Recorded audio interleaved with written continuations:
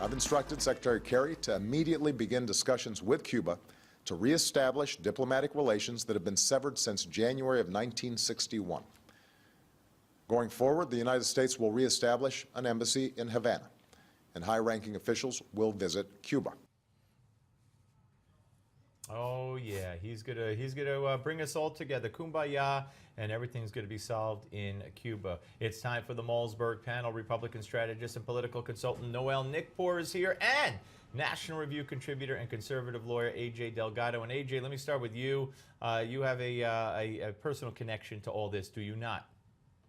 I do. I'm the child of Cuban exiles, so this is a very personal issue close to my heart and close to the experience of my family. And today is a very difficult day for us. It's a historic day of the American government really slapping the 11 million Cuban hostages in Cuba in the face and ruining for the next couple of decades any hope of bringing democracy to that island prison.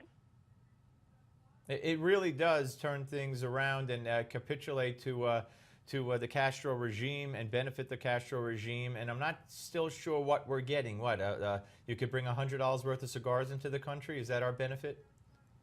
Right. It's unclear even what we got out of this, other than it, at a very basic bottom line, we're even putting our foreign aid workers all over the world in danger because we're not really supposed to negotiate with terrorist regimes. And the Castroite regime is a terrorist regime, and we have just handed over 3 terrorists to this regime in exchange for what? For nothing really. I'm thrilled that Alan Gross is home, but what concessions did we get for the Cuban people, for the American people, as a result of this horrifically ill-advised negotiation?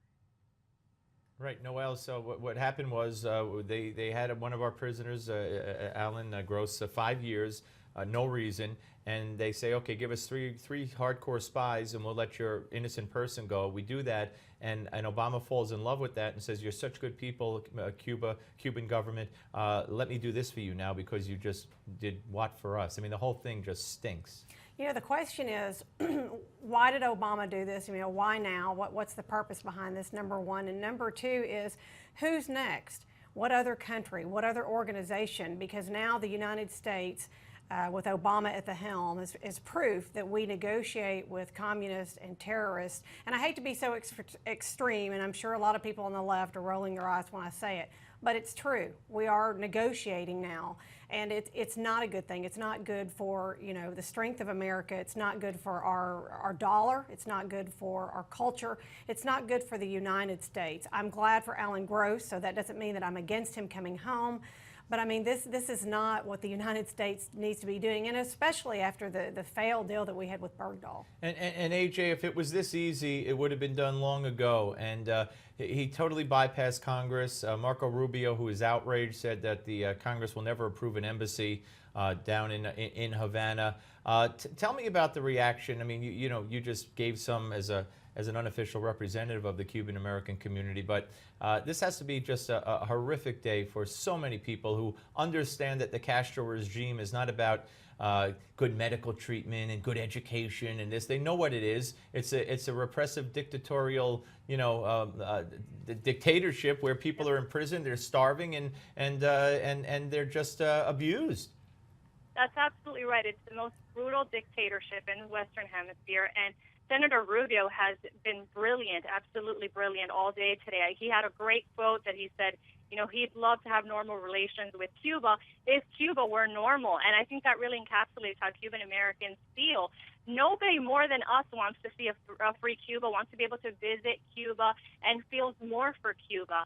But we need to see some concessions. We need to have the basic human rights granted by that regime to the Cuban people in order to extend the hand of friendship. Why extend the hand when they've done nothing for the Cuban people to restore basic human rights? This is giving the milk away for free. Yes. His hand gets extended to the Ayatollah of Iran as well, but he slaps the hand of Benjamin Netanyahu. Noelle, in this minute we have remaining here in this segment, where are the other Republicans besides Marco Rubio speaking out on this one way or another? Well, I think a lot of people are in shock. I mean, I think that this has done nothing but open the gates into, like I said, who's next. Get me Boehner's number. I'll get him out of shock. I'll say hello, John. Hey! Wake up! There you go. Yeah. Thanks, Steve. You would think somebody. I mean, really, where's the leadership here? Why is it up to Marco Rubio just because he's a Cuban American? I would imagine that anybody who's decent would be outraged about this. Anyway, and Charlie Rangel, by the way, was in Havana. He's celebrating. We'll be back with more of the panel. Don't go away.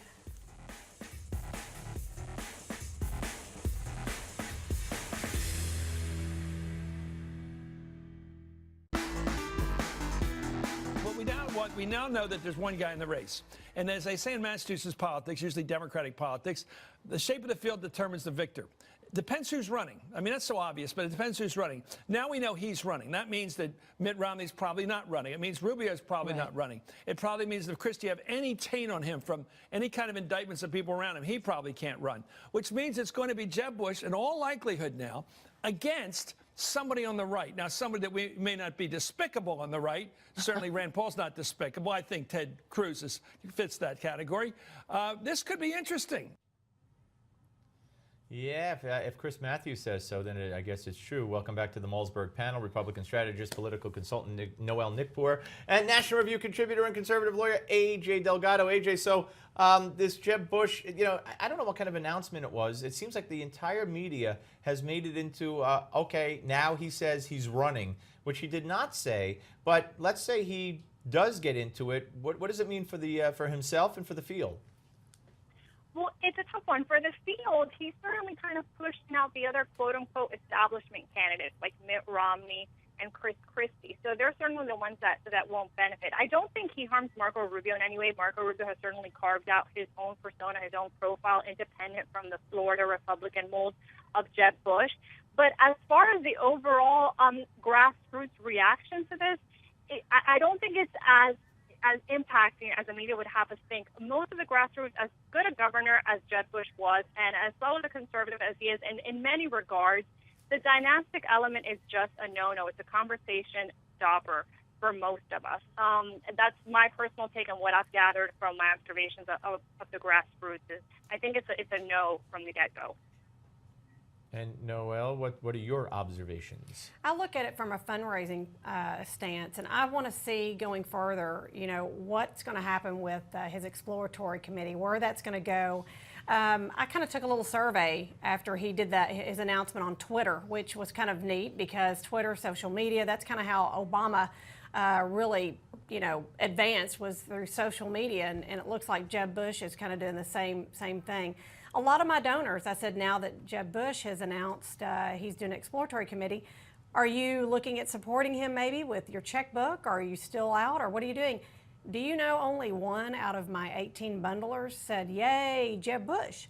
The rest of them are torn between a couple of other candidates. So, and I surveyed people that were millennial bundlers, women bundlers, and men, and I didn't find anyone but one that was just very over the top, Jeb Bush. That is interesting, and I think it is telling. I think you're both on the right track. By the way, could I have the names and addresses and numbers of those bundlers, please, at the end of the show? Yes, you can. Okay. All right. Let's move on to Elizabeth Warren. So much has been made about the fact that she won't say, "I will not run." She just keeps saying, "I'm not running," which of course you're not running until you announce you're running. Do you think that it's possible, AJ, that Elizabeth Warren will wind up facing Hillary, and it's going to be a battle royale like they had 8 years ago with Obama? I certainly do, and she had a recent visit and tour of the Middle East, which they say is pretty much an indication often of somebody thinking of running that, trying to get their foreign policy bona fides and credentials going. So I was actually at HLS when she was a professor there. She's a very warm, widely respected, very intelligent lady, but quite radical, it seems, from her views. In fact, recently someone said she might make Hillary look like Ronald Reagan when it comes to economic views.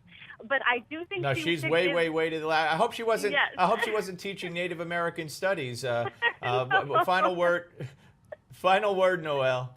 I hope Elizabeth Warren runs. I hope that Hillary, O'Malley, and Warren all run and have a huge primary and beat each other to a pulp so that a lot of Republicans can sit back and watch them spend some money. You left out Joe Biden. I mean, we got to Oh, get him him. in there too. Yeah, him. absolutely. We got to be entertained, right?